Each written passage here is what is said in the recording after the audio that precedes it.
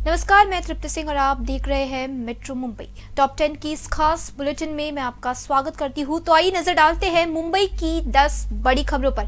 आज मुंबई में कोरोना का बम फटा है। मुंबई में 922 कोरोना केस सामने आए हैं, जिसके बाद हड़कंप मच गया है। मुंबई में कई दिनों बाद 1000 के करीब कोरोना के मामले सामने आए हैं। इसी बीच ओमिक्रॉन को तीसरी लहर का वजह बताया जा रहा है। इस वजह से अब मुंबई में लॉकडाउन का खतरा भी बढ़ रहा है।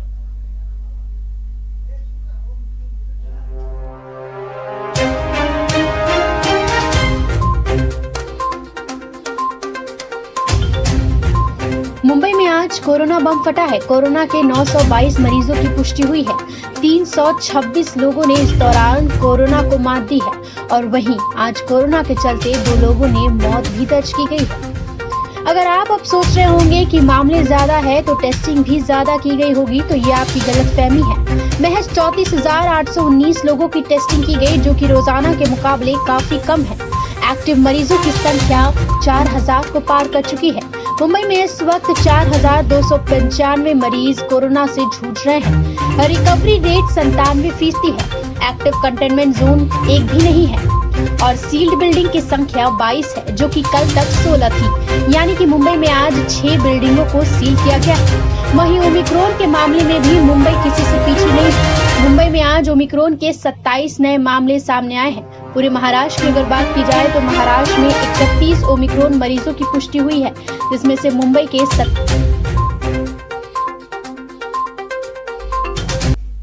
अपने भगवान को तो सब अलग अलग तरीकों से पूजा करते हैं, लेकिन उद्धव ठाकरे को, महाराष्ट्र के मुख्यमंत्री उद्धव ठाकरे को उनके एक भक्त ने एक अलग तरीके से पूजा और पूछते पूछते वो अपनी जान गंवा बैठे। उद्धव ठाकरे की आराधना के लिए वो इतने मग्न हो गए कि उन्होंने अपनी जान ही गंवा दी।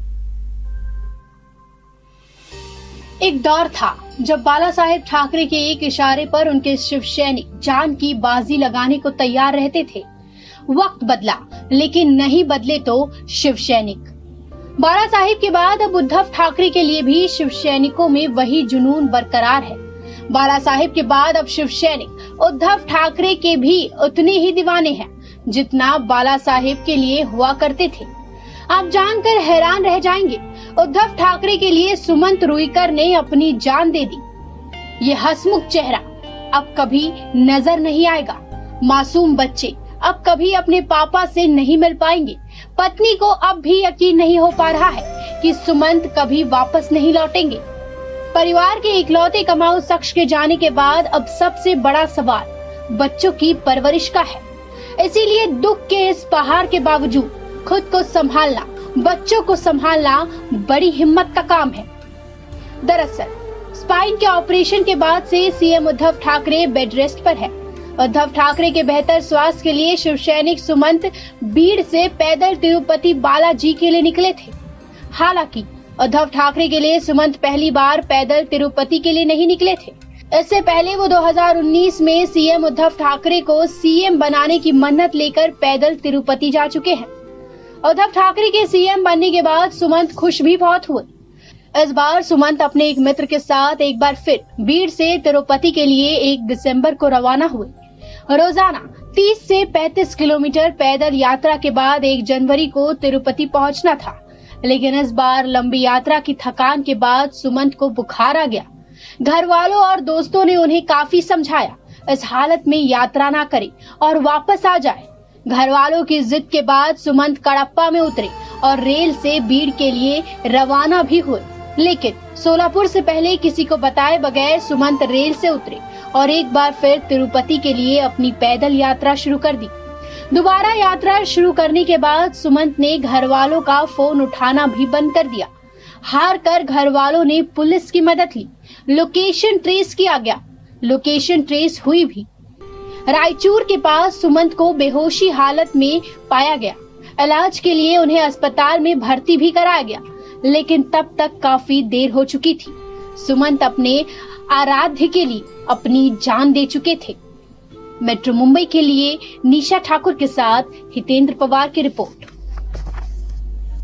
कोरोना के बढ़ते आंकड़ों को देख अब विदेशी यात्रियों के लिए बीएमसी ने सख्ती बढ़ा दी है। अब दुबई के कोई भी यात्री मुंबई में यहां वहां पब्लिक ट्रांसपोर्ट यूज नहीं कर सकेंगे। बीएमसी लगातार ये सख्ती बढ़ा रही है ताकि मुंबई को कोरोना लॉकडाउन से बचाया जा सके।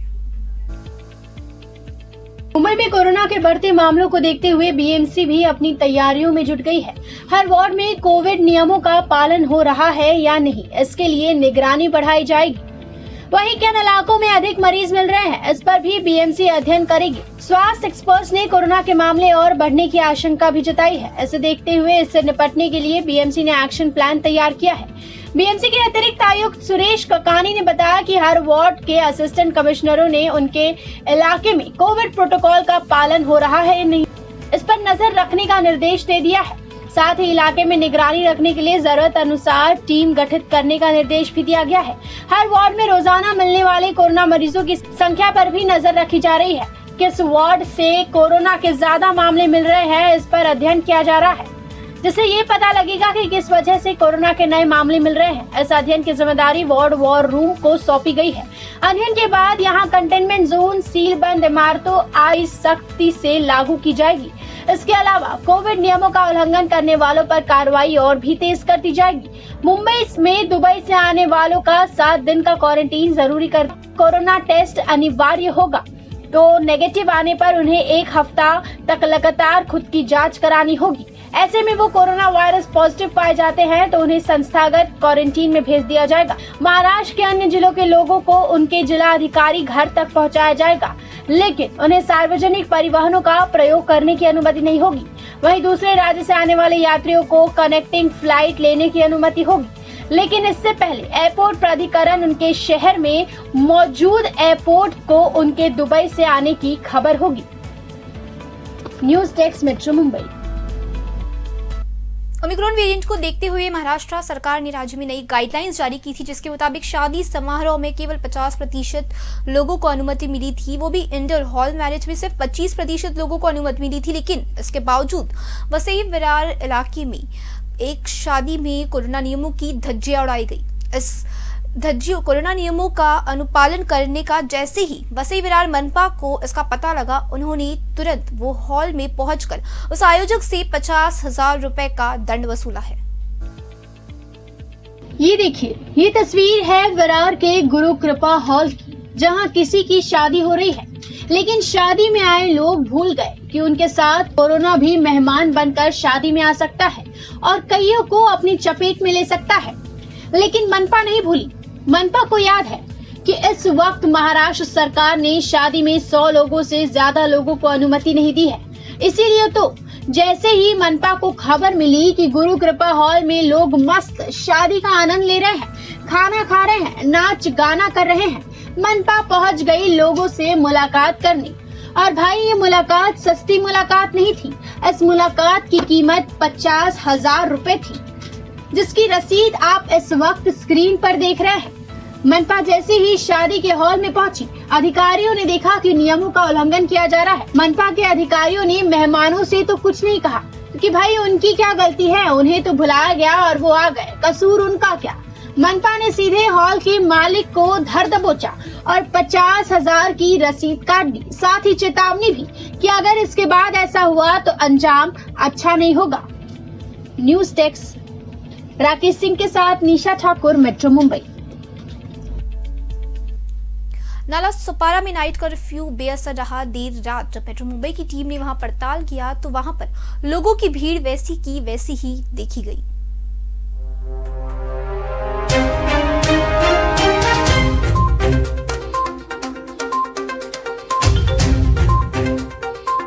कोरोना के नए वेरिएंट ओमिक्रॉन के बढ़ते खतरे को देखते हुए महाराष्ट्र सरकार ने जमावबंदी और नाइट कर्फ्यू जैसे दिशा निर्देश जारी किए हैं, जिसके तहत शनिवार से पूरे राज्य में रात 9 बजे से सुबह 6 बजे तक नाइट कर्फ्यू लागू रहेगा। लेकिन मुंबई से सटे नाला सुपारा में पहली रात नाइट कर्फ्यू का कोई असर नहीं दिखाई दिया। कल हमारी मेट्रो मुंबई की टीम मुंबई और पालघर समेत कई स्थानों पर नाइट कर्फ्यू का जायजा लेने पहुंची थी, लेकिन अन्य जगहों की तरह नाला सुपारा की जनता भी नाइट कर्फ्यू को गंभीरता से नहीं ले रही है। नाइट कर्फ्यू के बावजूद रात 11:30 बजे नालासोपारा ईस्ट की मार्केट का ये नजारा देख आप चौंक जाएंगे। स्टेशन के पास इस मार्केट में एक दो नहीं बल्कि हजारों लोग खरीदारी करते हुए नजर आ रहे हैं। अब आप अंदाजा लगाइए कि ये रात 11:30 बजे की स्थिति है, तो आप सोचिए दिन और शाम के वक्त यहाँ भीड़ का आलम क्या होता होगा। वहीं यहाँ कोरोना नियमों की धज्जियां भी धड़ल्ले से उड़ती हुई नजर आ रही है। इस भीड़ में कई लोग बिना मास्क के नजर आ रहे हैं और यहाँ सोशल डिस्टेंसिंग का तो नामो निशान ही नहीं है। अब आप ही जवाब दीजिए, क्या इस तरह हम ओमिक्रॉन को हराएंगे? गीता यादव के साथ तृप्ति सिंह, मेट्रो मुंबई। अभिनेता सलमान खान का कल जन्मदिन है। कल वो अपना 56वां बर्थडे मनाने वाले हैं, लेकिन इसी बीच देर रात उनके लिए एक बुरी खबर सामने आई, जहां ये खबर सामने आई कि उनको एक सांप ने डस लिया। इसके बाद हर जगह हड़कंप मच गया कि अब सलमान खान का क्या होगा। लेकिन असल में बात क्या थी, असल में क्या हुआ था सलमान खान के साथ, देखिए हमारे इस रिपोर्ट में। बॉलीवुड के दबंग सुपरस्टार सलमान खान को सांप ने काट लिया है। पनवेल स्थित फार्म हाउस पर शनिवार और रविवार की रात के दरमियान अभिनेता को सांप ने डस लिया। पर राहत की बात यह है कि सलमान को काटने वाला सांप जहरीला नहीं था, जिसके कारण अभिनेता पर दंश का कोई ज्यादा असर नहीं हुआ। सांप के डसने के बाद सलमान खान को इलाज के लिए नवी मुंबई के कामोटे इलाके के महात्मा गांधी मिशन हॉस्पिटल में एडमिट किया गया, जिसके बाद आज सुबह सलमान खान वापस अपने फार्म हाउस पर लौट गए। फिलहाल सलमान खतरे से बाहर है और अभिनेता बेहद तेजी से रिकवर कर रहे हैं। अभी सलमान खान अपने पनवेल वाले फार्म हाउस पर ही ठहरे हुए हैं। News desk, metro Mumbai. Shirdi के साईं बाबा मंदिर में हमेशा ही भक्तों की भीड़ लगी रहती है, लेकिन अब ओमिक्रॉन के नए वेरिएंट को देखते हुए वहां के लिए नए गाइडलाइंस जारी कर दिए हैं, जिसके हिसाब से अब आरती में आम लोग शामिल नहीं हो सकेंगे। महाराष्ट्र में रात 9 बजे से सुबह 6 बजे तक लगाए गए नाइट कर्फ्यू के कारण साईं बाबा मंदिर रात के समय भक्तों के लिए बंद रहेगा। नियमित रूप से सुबह और रात की आरती भी भक्तों के लिए बंद रहेगी। रविवार को ये जानकारी शिरडी के श्री साईं बाबा संस्थान की तरफ से दी गई। नमस्कार। साईं भक्तों को सूचना है कि महाराष्ट्र शासन के 24 दिसंबर 2021 के नवीन नियमावली अनुसार दिनांक 25 दिसंबर से रात 9 बजे से सुबह 6 बजे तक जमावबंदी का आदेश लागू किया गया है। गौरतलब है कि देश में ओमिक्रॉन वेरिएंट के मामले बहुत तेजी से बढ़ रहे हैं। वैज्ञानिकों ने पहले ही कहा कि 1.5 से 3 दिन के भीतर इसके मामले दोगुने होंगे और वैसा ही नजर आ रहा है। देश में अब तक ओमिक्रॉन के मामलों की संख्या काफी ज्यादा बढ़ चुकी है, जिनमें से 124 मरीज फिलहाल ठीक हुए हैं। शुक्रवार 33 नए मामले मिले और तेलंगाना में ओमिक्रॉन से संक्रमित 10 मरीज मौजूद है और तेलंगाना में ओमिक्रॉन से संक्रमित 10 मरीज ठीक हुए हैं। महाराष्ट्र के स्वास्थ्य विभाग की तरफ से देर रात मिली जानकारी के मुताबिक राज्य में ओमिक्रॉन के मामले 110 हो चुके हैं। News desk, metro Mumbai. अब आपका पसंदीदा वड़ा पाव आपको किसी भी अखबारों में नहीं मिलेगा, क्योंकि अखबारों की जो इंक है वो इन सारे फरसानों के लिए, इन सारे खाद्य पदार्थों के लिए काफी हानिकारक मानी जा रही है। इस वजह से अब नए नियमों के मुताबिक आपको किसी भी न्यूज पेपर में या किसी पेपर में वड़ा पाव या अलग अलग फरसान नहीं मिलेगी। अब अखबार में नहीं मिलेगा वड़ा पाव, न्यूज़पेपर में वड़ा पाव नहीं। न्यूज़पेपर की स्याही सेहत के लिए बेहद ही घातक। अगर आप वड़ा पाव नमकीन खाने के शौकीन हैं तो ये खबर आपके काम की है। हम वड़ा पाव नमकीन ऐसी चीजें जब खरीदते हैं तो दुकानदार उसे न्यूज़पेपर में बांध कर देते हैं, लेकिन इस न्यूज़पेपर में जो स्याही इस्तेमाल होती है वो अगर आपके पेट में चली जाए तो वे आपके सेहत के लिए हानिकारक होगा। इसीलिए अब फूड एंड ड्रग्स एडमिनिस्ट्रेशन ने इस पर कार्रवाई करने की घोषणा की है। न्यूज़पेपर में खाना बांध कर देने वाले दुकानदारों पर अब फूड एंड ड्रग्स एडमिनिस्ट्रेशन की कड़ी नजर होगी। वड़ा पाव और अन्य खाद्य स्नैक्स अक्सर दुकानदारों द्वारा अखबार में पैक किए जाते हैं। इससे जनता के स्वास्थ्य को खतरा है और इसके अलावा अखबार की छपाई के लिए जो स्याही इस्तेमाल की जाती है वो एक रसायन से बनाई जाती है जो जनता के स्वास्थ्य के लिए बेहद ही हानिकारक है। इसीलिए अगर आप न्यूज़पेपर से लिपटा हुआ खाना ले रहे हैं तो जरा बचकर, क्योंकि आपके सेहत के लिए वो हानिकारक है। News desk, metro Mumbai. Maharashtra में अगले 2 दिनों में यानी 28 और 29 दिसंबर को भारी बारिश की संभावना जताई जा रही है। जहां महाराष्ट्र में लगातार ठंडी बढ़ रही है, इस वजह से अब कुछ दिनों में ऐसा बताया जा रहा है कि तापमान और गिरेगा, बारिश होगी और ठंड भी और बढ़ेगी। एक तरफ महाराष्ट्र के लोगों को जहां ओलावृष्टि का सामना करना पड़ रहा है, वहीं अब दूसरी तरफ बारिश की संभावना जताई जा रही है। मौसम विभाग ने कुछ जिलों में बारिश की संभावना जताई है। 28 से 29 दिसंबर को महाराष्ट्र के कुछ जिलों में बारिश गिर सकती है। वहीं कुछ जिलों में छिटपुट बौछारें पड़ने की संभावना है, जिसके कारण शीतलहर के साथ साथ कुछ हद तक ठंड बढ़ने की भी उम्मीद है। मौसम विभाग ने अगले 3 से 4 दिनों तक मध्य महाराष्ट्र में हल्की से मध्यम बारिश की संभावना जताई है। वहीं उत्तरी खानदेश, विदर्भ और मराठवाड़ा में ओलावृष्टि की भी चेतावनी दी है। इस बीच जलगांव, औरंगाबाद, जालना, परभणी, हिंगोली और नांदेड़ में 28 और 29 दिसंबर को बारिश की संभावना जताई गई है। वहीं 28 दिसंबर को औरंगाबाद, जालना, जलगांव, गोंदिया, भंडारा, वर्धा, नागपुर, अमरावती और अकोला जिलों में बिजली के साथ साथ हल्की से मध्यम बारिश होने की संभावना है। हालांकि विदर्भ में कम बारिश की संभावना जताई गई है। ताजा वेस्टर्न डिस्टर्बेंस रविवार 26 दिसंबर से उत्तर पश्चिम भारत और 27 दिसंबर से मध्य भारत को प्रभावित कर सकता है। राज्य में दिसंबर की शुरुआत में मूसलाधार बारिश हुई थी, जिसके कारण विदर्भ, मराठवाड़ा में बारिश से किसानों को भारी नुकसान हुआ था। राजेश सोनी के साथ तृप्ति सिंह, मेट्रो मुंबई। अटल बिहारी वाजपेयी की प्रतिमा स्थापना को राज्य सरकार ने अनुमति नहीं दी है। इस वजह से लोगों में काफी आक्रोश है।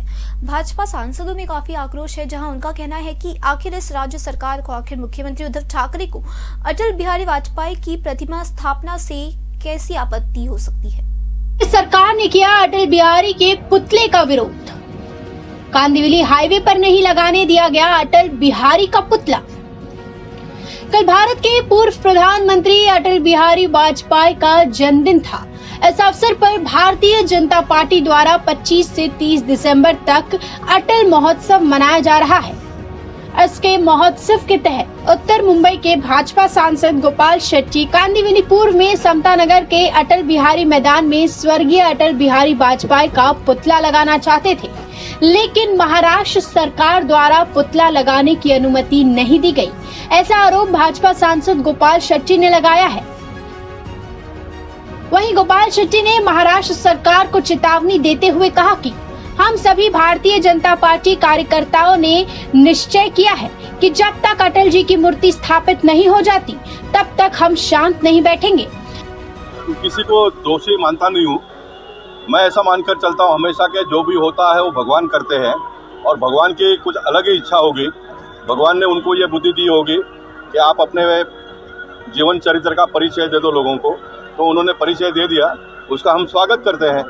और हमने सब कार्यकर्ताओं ने संकल्प कर लिया है कि जब तक अटल जी की प्रतिमा लगती नहीं है, तब तक भारतीय जनता पार्टी के कार्यकर्ता शांत नहीं बैठेंगे। कितना बड़ा गलती कांग्रेस और ये 3 पार्टी के लोगों ने किया है, वो तो आने वाला समय उनको बताएगा। दत्ता प्रसाद और राजेश सोनी के साथ निशा ठाकुर, मेट्रो मुंबई। तो ये थी टॉप 10 बुलेटिन, यानी मुंबई की 10 बड़ी खबरें। और कल मैं फिर आपके सामने ऐसी ही मुंबई की 10 बड़ी खबरों के साथ हाजिर रहूंगी। मेट्रो मुंबई पर खबरों का सिलसिला लगातार जारी है। आगे की खबरों के अपडेट्स के लिए आप देखते रहिए मेट्रो मुंबई। धन्यवाद।